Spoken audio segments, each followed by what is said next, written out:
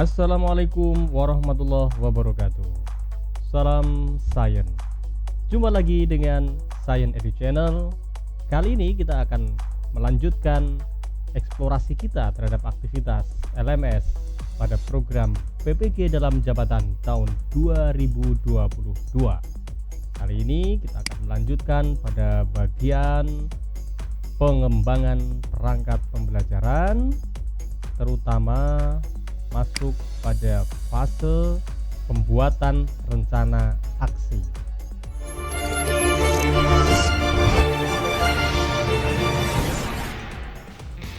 Jangan lupa like, subscribe, dan tekan tombol lonceng serta share video ini. Ya, posisinya di sini kita sudah masuk pada tahap untuk pembuatan rencana aksi, di mana dalam pembuatan rencana aksi ini ada 6 hari untuk mengembangkan 2 perangkat pembelajaran. Jadi karena nanti PPL-nya ada 2 siklus, maka kita juga akan menyiapkan 2 perangkat pembelajaran. Dan mungkin selama ini kita sudah bekerja dengan 3 materi untuk dianalisis permasalahan-permasalahan sampai pada solusinya dari permasalahan yang ada. Tetapi untuk kebutuhan PPL kita cukup mengembangkan 2 perangkat saja. Adapun 1 perangkat yang lainnya nanti akan dipakai untuk uji kinerja atau UKIN. Oke, kita lihat untuk pembuatan rencana aksi ini apa saja yang kita kembangkan. Ya, kita lihat pertama adalah RPP atau modul ajar jika pada kurikulum Merdeka. Lalu bahan ajar, LKPD 1, media 1, assessment 1. Lalu nanti juga akan dikembangkan untuk perangkat yang kedua, RPP 2, bahan ajar 2, LKPD 2, media 2, dan assessment 2. Cukup banyak yang harus kita kembangkan, maka saran kami segera saja mulai hari ini, tidak usah menunggu jadwal pengembangan pembuatan rencana aksi. Anda sudah bisa memulai untuk ngedraft paling tidak RPP, sehingga waktu yang ada nanti bisa lebih fleksibel. Catatannya bahwa masing-masing rencana aksi dipersiapkan untuk 2 pertemuan. Jadi misalnya kita menggunakan kurikulum 13, kita pilih sebuah KD misalnya, kita kembangkan itu seluruh indikatornya, kita kembangkan seluruh tujuannya, tetapi nanti begitu masuk pada langkah-langkah pembelajaran cukup kembangkan untuk 2 kali tatap muka saja, untuk 2 pertemuan saja. Saya kira seperti itu cukup clear untuk penjelasannya. Kita lihat, kita diberi waktu hanya 3 hari untuk mengembangkan 1 perangkat ya. Mulai dari RPP, bahan ajar, LKPD, media, assessment, itu hanya diberi waktu 3 hari. Maka ini memang sangat mepet. Maka bagus kalau kita memulainya sejak sekarang. Kalaupun tidak, maka nanti 3 hari itu kita bagi dengan seksama ya. Misalnya hari ke-19 itu fokus untuk menyelesaikan RPP 1. Nanti di hari ke-20 kita bekerja untuk mengembangkan bahan ajar dan LKPD-nya misalnya. Lalu di hari ke-21 kita kembangkan media 1 dan assessment 1. Begitupun nanti untuk pengembangan perangkat yang kedua, RPP kedua itu kita selesaikan di hari ke-22. Adapun untuk bahan ajar dan LKPD 2 ini kita kerjakan di hari ke-23. Sedangkan media 2 dan assessment 2 dikerjakan di hari ke-24. Artinya 1 hari rata-rata kita menyusun atau mengembangkan 2 item. Ini memang nampaknya cukup berat kalau tidak dipersiapkan sejak sekarang. Maka mulai saja dari sekarang Bapak Ibu menyusun RPP, sehingga nanti pada saat masuk jadwal rencana aksi kita sudah lebih siap. Lalu bagaimana dengan format RPP yang akan kita kembangkan? Nanti di deskripsi mungkin akan saya cantumkan link format RPP seperti ini, bisa Bapak Ibu manfaatkan. Ya, di sini kita mulai dari identitas RPP, saya kira ini masih standar.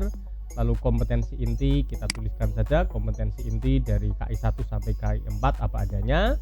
Lalu kemudian masuk ke penyajian KD dan indikator. Jadi formatnya seperti ini, memang tidak baku, tapi saya kira format seperti ini oke. Jadi untuk bagian di sini kita tuliskan untuk KD 3.x gitu. Sedangkan yang bawah untuk KD 4.x misalnya, yang masih kurikulum 2013 ya.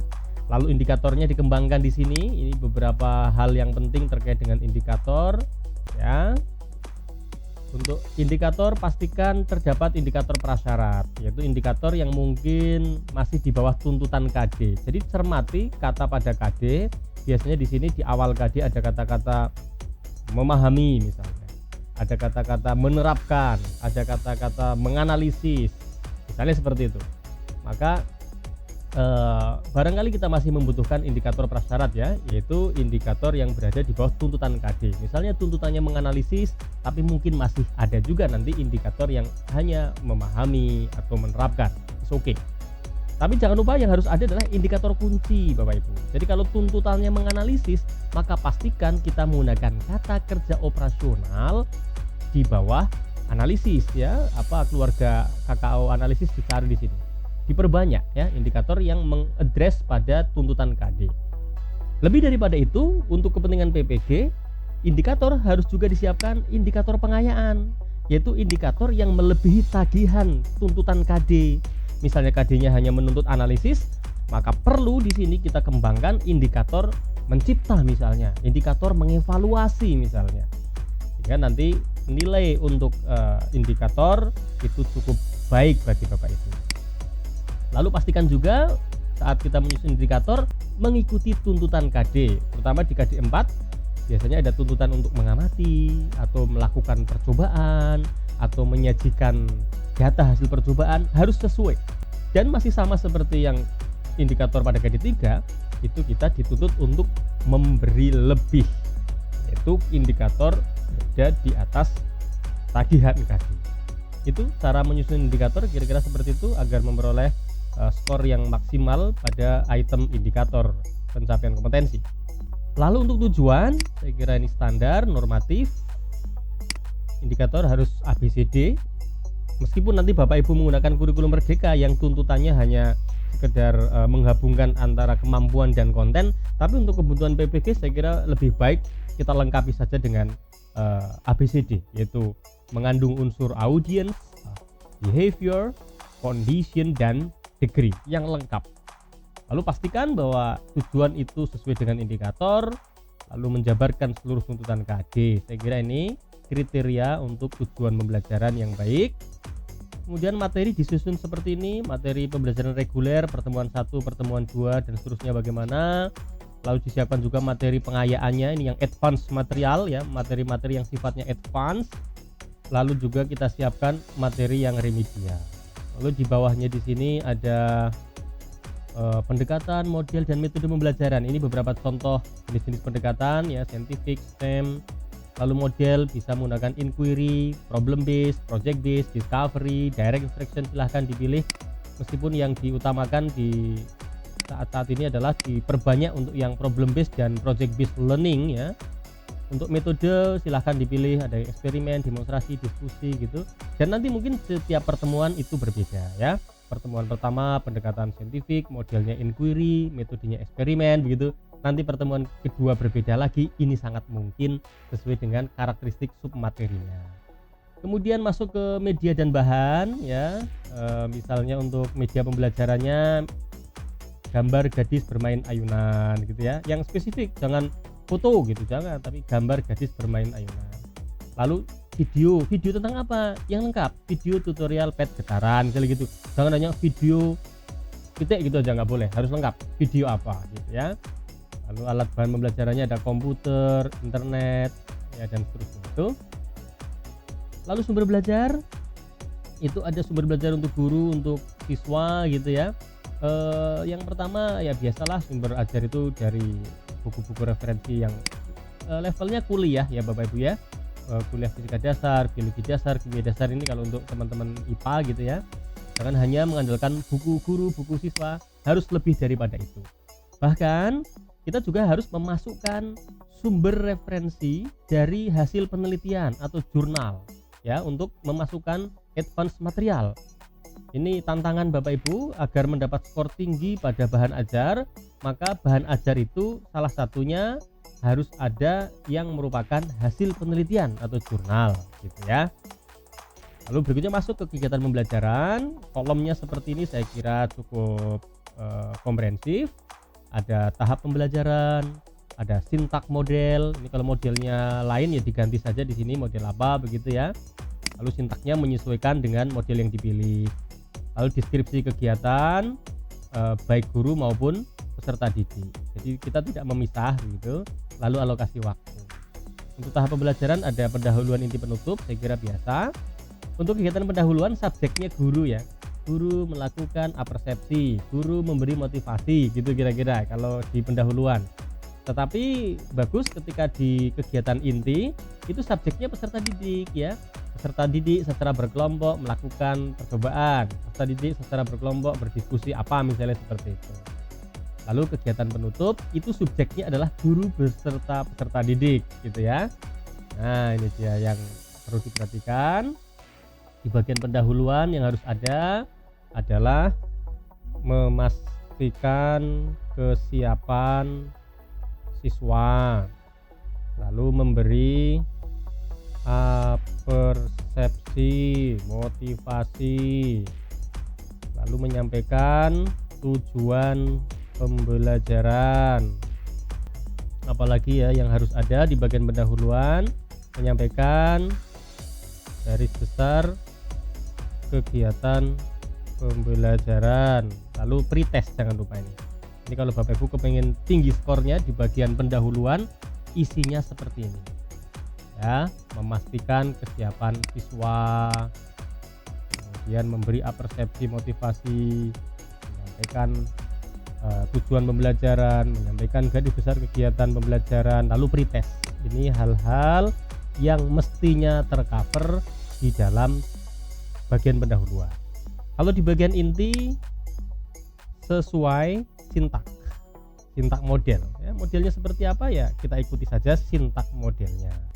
Lalu apa saja yang harus ada di bagian penutup? Ini dia adalah mereview materi, lalu menyimpulkan bersama dengan siswa ya. Ini kegiatan bersama itu, guru bersama peserta didik mereview, menyimpulkan, lalu merefleksi.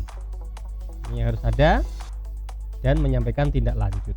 Nah ini yang harus ada di bagian penutupan. Review, menyimpulkan, merefleksi, memberi tindak lanjut ya, jangan sampai ada yang terlewat supaya skor di bagian penutupan Bapak Ibu cukup tinggi.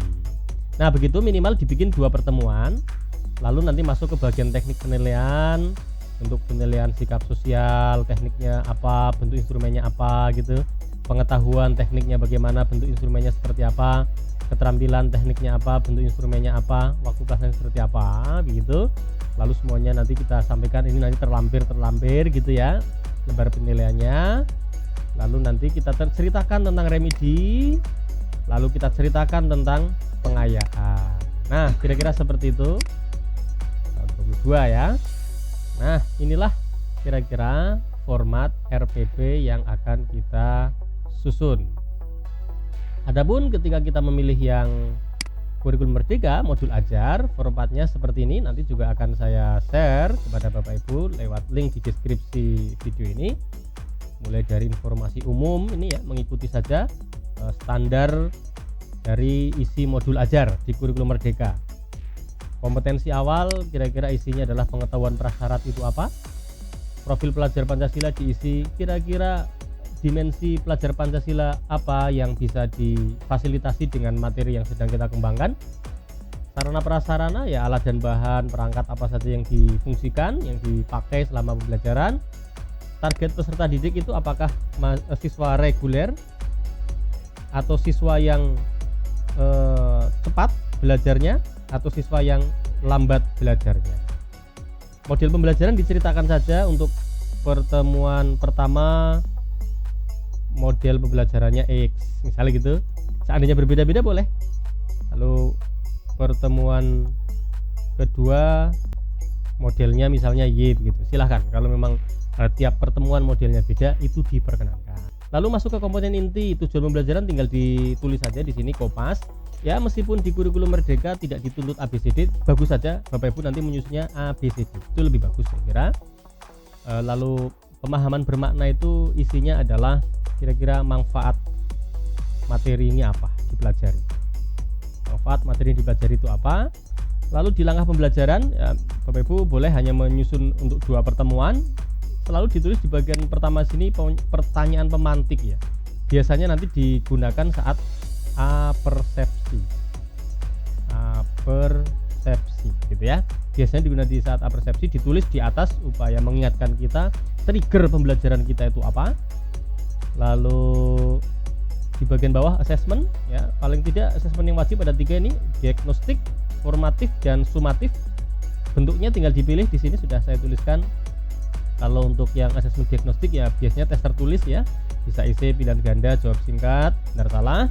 Untuk assessment formatif ya penilaian selama pembelajaran itu bisa tes performa ya, misalnya mengobservasi dengan menggunakan jurnal, atau kalau kita pengen menilai tentang sikap profil pelajar Pancasila kita menggunakan observasi, penilaian diri, penilaian teman sebaya dan lain-lain, nanti bisa dituliskan di sini untuk bentuknya. Lalu pengayaan dan remedinya diceritakan, refleksinya diceritakan, lalu lampirannya biasa LKPD, assessment, bahan bacaan, glosarium, daftar pustaka. Nah, kira-kira itu yang akan dikembangkan di bagian rencana aksi. Semoga bermanfaat.